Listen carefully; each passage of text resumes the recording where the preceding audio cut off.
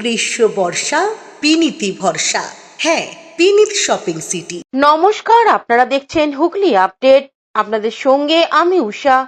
আসছি খবরে। সরকার বদলের সঙ্গে পরিস্থিতি বদল। এবার হুগলির বাঁশবেড়িয়ার পৌরসভার পৌরপ্রধান পদত্যাগ করলেন।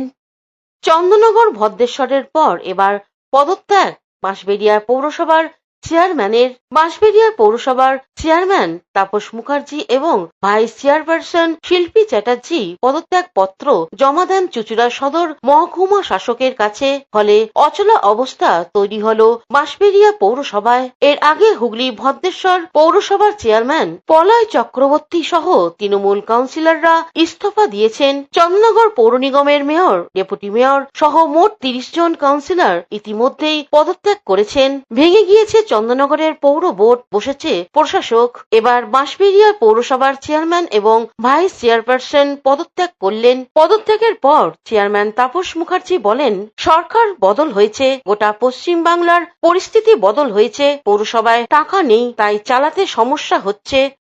প্রেস কনফারেন্স করে এটাই জানাতে চাইছি যে আমি গতকালকে এসডিও ম্যাডামের কাছে আমার পদত্যাগপত্র জমা দিয়ে এসেছি।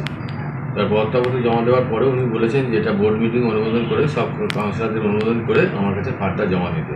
এটা হলো নিয়ম, সেটা আমরা করবো, আগামী কয়েকদিনের মধ্যে করবো। আমি পদত্যাগ করলাম যে এত আর্থিক অনটনের মধ্যে দিয়ে আমি পৌরসভা চালাতে পারছি না।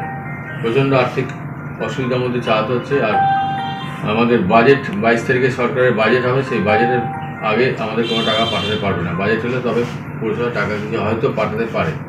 এমতো অবস্থা আমার কাজ করা সম্ভব হচ্ছে না, যার ফলে আমি পদত্যাগ করলাম। যারা আসবে নতুন তারা যদি টাকা পে করতে পারে ভালো। আর আমি ডিআরডব্লিউদের মাইনেটা পুরো রেখে গেলাম, ওটা একদম রেডি করা আছে। আর পেনশন হোল্ডারদেরও 50% টাকা আমি এই মুহূর্তে রেখেছি, আর কয়েকদিনের মধ্যে বাকি টাকাটা জোগাড় হয়ে গেলে ওনারাও পেয়ে যাবেন। এছাড়া আমি যেটা রেখে গেলাম সেটা হচ্ছে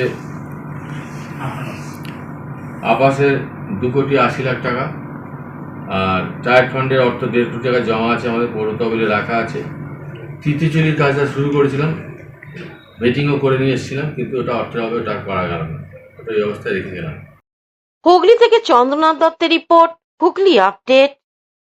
আসন্ন শ্রাবণী মেলা উপলক্ষে হুগলির শৈব তীর্থ তারকেশ্বরে প্রশাসনিক কর্তা ব্যক্তিরা পরিদর্শন করলেন। মঙ্গলবার আসন্ন শ্রাবণী মেলা উপলক্ষে তারকেশ্বর মন্দির চত্বর এবং তারকেশ্বর রেল স্টেশন